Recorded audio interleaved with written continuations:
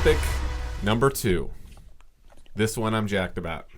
And maybe you've noticed my energy level here just went from 50% to 52%. That says a lot. I noticed. Given the state that we're in. Okay?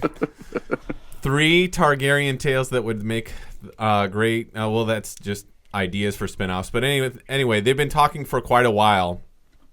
With Game of Thrones winding down, it's filming its 7th season, and then 8 is going to be the last. But there's so much content that George R.R. Martin has created over a long period of time that he's filled in over the years that HBO has been, pitching around ideas for spinoffs. Nothing has been officially announced, obviously, but I can't imagine HBO not diving more into that cash cow, especially that the content is still, based off of George R.R. Martin stuff. And there's some great ideas coming through there. I tell you what, I don't know if you guys have, he put out the book. What is it? I don't know if I've got it here on, I think it's in my iBooks. George R.R. Martin put out this book that's like, it's not his official Silmarillion. Here we go. The World of Ice and Fire. And it's basically like an encyclopedia of so much stuff, great artwork, and, after you watch 4 or 5 seasons of Game of Thrones and you really get into this, you just love the lore, what's going in. And I know the books veered off a little bit from the show veered off from what the books were a little bit. They kind of need to adapt themselves to the TV. But the background and where they're drawing this stuff from and seeing, thousands of years ago, Bran the Builder, how the wall was built, where the children came from, when they say stuff that didn't make any sense to me. And when I watched it, you just hear it over and over and you stop thinking about it. When they say King of the Andals, of the First Men, all this stuff, a lot of times you're like, what the fuck are Andals? What does that even mean? King of the Annals. So, King of the Annals. You're just like, what is all this stuff? It goes over the map, the backgrounds. You just get sucked into it. So this is nothing literally more than a huge encyclopedia of stuff, but I found myself, and I haven't gotten through nearly even 10% of it, but you just start going into this deep backstory, and there's so much for them to mine and so much content to put in there. So obviously I think that there's almost no way this is not going to happen. I like my double negative. See, I can still do that while I'm hungover. Brain still kind of works. What do you guys think would be cool to see, like, them extend or go more into, whether you're aware of some of the stuff from the background of, the stories from the encyclopedia, the stuff George R.R. Martin has done, or just what you've liked in the show? What would you guys like to see for spin-off ideas? Well, I had a few of them, but I'll just kind of put in my top one, and that's just the rise of Robert Baratheon. Mm-hmm. So essentially, this what would take place before like the series as we know it, just kind of the assassination of the Mad King, but how pretty much Robert went from noble to essentially just the king of Westeros. And obviously, when you have something on that scale, which we as far as like war and conflict, we've seen that somewhat in the current series, in seasons 1 and 2, but to kind of just take a brief step back, was because some of the other stories that they could tell, they'd be almost completely independent because they'd be either so old. I think that focusing on this idea would be a nice way to, because people are already familiar with the lands. They're going to be landmarks. The geopolitics that are currently involved, with the Lannister families, and there's already some establishment there that people can already go into. Yeah. More so than if they're going further back and looking at maybe different areas of the world. But just like a young Ned Stark kicking ass. Mm-hmm. Who doesn't love Ned? Kind of like just the end of the Targaryen reign. Yeah, before the usurper. Yeah, what do you think, Matt? I'm in the social minority in this one. I haven't seen Game of Thrones. What? I haven't. So then, with Game of Thrones, I was looking at it, 2 seasons left, talking about spinoffs. Mm-hmm.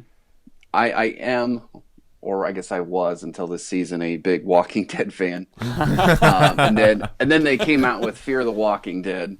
Is that any good? Kind of retelling the story. I didn't think it was terrible, but it didn't have the same connection. It didn't hit like the first one did. What's the difference? Is it just a different group of people, It's the or time what's frame, isn't it? From where It's we're looking it's at the time outbreak? frame. So if Fear the Walking Dead starts sooner than The Walking Dead, but it's also on the West Coast. So you're dealing with Los Angeles and all of that over Where's there. the regular Whereas the series initial take place? one, East like Coast. Georgia, Yeah. Okay. Alabama, it's somewhere like in DC. the east, southeast, DC area, right along the East Coast. Yep. Yep. So you kind of see how the two different responses are to it. Right. When I hear these, the spin-off rumors or expanding the universe type of things, especially with a show that people love so much, I understand why the studio might be a little apprehensive to put it out there, because you can't just put out extra content and expect everybody to have watched 7 seasons or 8 seasons of Game of Thrones prior to seeing it. So if you're going to put something out there, you got to put out there stuff that is going to harken back to the original series, but also introduces characters to new people. Because that's the whole point of expanding it, right? Is to get a new fan base. Yeah, but I So, mean, isn't a this lot of like this- the most popular TV show in the world right now? I mean, I think that if they can even get some of that market to retain, it would still be considered a pretty big hit. I don't know what the cost is. I mean, it looks like a Oh, very it's expensive. show Yeah, to shoot. it's the most expensive TV show in history. Yeah, I mean, because I just in watching the trailers and the little bit that I could find, I mean, there's graphically, costume wise. I mean, you got huge staff behind the scenes that are doing a lot of that stuff, like the frost elves or whatever they are, and that prosthetic, all Yeah. that stuff that they have to wear. I mean, The and White it's got to have Walkers. a hectic shooting schedule. Yeah. So I look at it like that, and it's just the studio has to see the bang for the buck. So will it get a spinoff? I'm sure it probably will to some extent. Will it be with HBO or will it be with another channel? Oh, I guarantee it'll be with don't HBO. They're the only ones that could afford to do it. Actually, you got a pretty unique perspective there, Matt. Though, as far as what would pull you in then to kind of watch like a spin-off series for something like this? I mean, at this point, I'm so far behind. Yeah. that So, even if I binged, so what are they? 13? Are they They're 10 13 episodes. episode seasons? 10 episodes. 10 episodes? Mm-hmm. Okay. So we're still talking binge watching at this point 60 hours. By next, get caught up. 60 hours. So like in January, actually the new season isn't even going to air until the summer because of where they're shooting. It has to take place during a certain climate time, so that's why it's getting delayed. It's got nothing to do with money or production or whatever, or other production reasons. But you could easily be caught up on all 6 seasons before the 7th season airs in the summer. But yeah, even if that was the case, like, what would you like to see that might not even prompt you to have to watch the original series? What would draw you in just on knowing there is the existence of Game of Thrones, but not necessarily that you would have to watch the original series to be interested in watching the spinoff? I guess when I think about it, what would draw me to it would More have to tits. be Less penis? well, honestly, to some extent. I mean, if I'm going to invest time in it, it needs to have some level there. If it doesn't have other content, no. I mean, I don't know. I mean, a compelling story. I mean, I think about when I was a kid and what I liked. I liked dragons. I mean, I liked that aspect of the medieval stuff.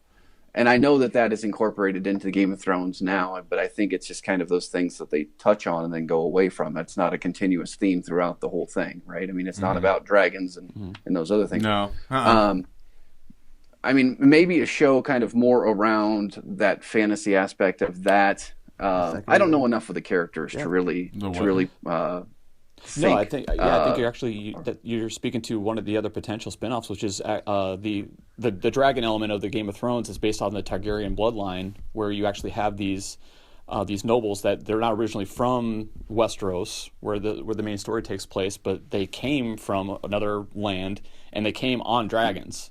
And when they were back in their homelands, those things, what we see in the series right now is like there's 3 of them. There's 3 dragons in the series, And they haven't existed for 300 years? no. Let's see. Aegon the First took over. Yeah. That actually leads into this because some of the ideas floating around, and I know that this might not ring much to you, Matt, if you're not familiar with the lore, the mythology, but Aegon the First that conquered Westeros with his dragons, and then he did it with only 3 dragons because all the other ones had been killed from a big magical thing called the Doom. He conquers the entire country, the continent, I should say, with 3 dragons. That's something I would love to see. And that's is the actual beginning of the Targaryen dynasty that lasts for 300 years. Up until the point that this series, Game of Thrones on HBO, is basically the end of that reign that has just it ended a handful of years or some years ago, right? Because the war was already over, 15 years, whatever it was. There's some other ideas about them doing an anthology where that True Detective, every year they could do a different section because there are thousands of years of mythology here. And I remember introducing other people to Game of Thrones that never watched it before. I didn't get into it until the 3rd season had already aired. And then I binge watched the first season and I couldn't stop watching. You know what I mean? It was so good. The story is so good. And the fact that I've never read anything where, that main character that you love so much, out of nowhere, he's dead. They'll just kill anybody at any time. It's just so different. And I think that's one of the things that have kind of turned me off about it because I'm really a character-driven thing. The story is very still character-driven. I want characters that are endearing, characters that I like. Even when I'm reading books, I mean, it comes to that point to where it's the character in the book that I almost like more than I just know you are gonna love this show when you watch it. You're gonna. I probably will love it because, honest to God, I don't like endings. I will read a book, and I love reading books. Like Ready Player One, I thought the last Harry Potter book was great. I mean, that might sound like a tool bag, but I thought Deadly Hallows was a great book. I mean, I've read that multiple times. But it always comes to that ending. And I don't know that I've read a book recently that has an ending that I was satisfied with. I mean, when I'm reading a book, I mean, I'm fully invested. I mean, those are hours of my life that I'm into this, and I really start to enjoy it. And spoiler alert for Ready Player One, but it just ends. And it's a book that I loved to the very last page, but I didn't like the last. But that last page. But didn't you say you've read that multiple times now? So clearly the bad ending was not enough to keep you from getting back into it. I start reading it again so I can forget about the bad ending. It really is that good. That's like something just has a shitty aftertaste, but you think, well, just keep eating. Yeah. Just don't stop. It's good it's good as long as you never stop. Yeah. Oh, man. You are going to fucking love Game of Thrones. God, there's so many moments, because I'm not going to spoil any of them for you, where I just can't wait to see it. We've got to film his reaction to some of the stuff that we know that's coming up there, because it's just, I mean, how many times have you seen people where they're like, oh my God, I can't believe such and such or so and so in this more than almost any other. It kind of almost reminds me of, even though we were too young to remember this, but people would talk about it all the time, Dallas, the Who Shot JR Dynasty stuff. Oh, yeah. Yeah. But, lots of great ideas. I would love to see, I guess more than anything, I'd love to see an Aegon's conquest. How did they first start the Targaryen dynasty? But who knows? We'll see. We got to get Matt into to Game of Thrones. God, the Dance of Dragons. That'd be so freaking cool. Yeah. Seeing get onto the thrones. The dragons in their prime as they take over to stuff like this. Oh, God, I just love this series. I love this series. Okay, cool.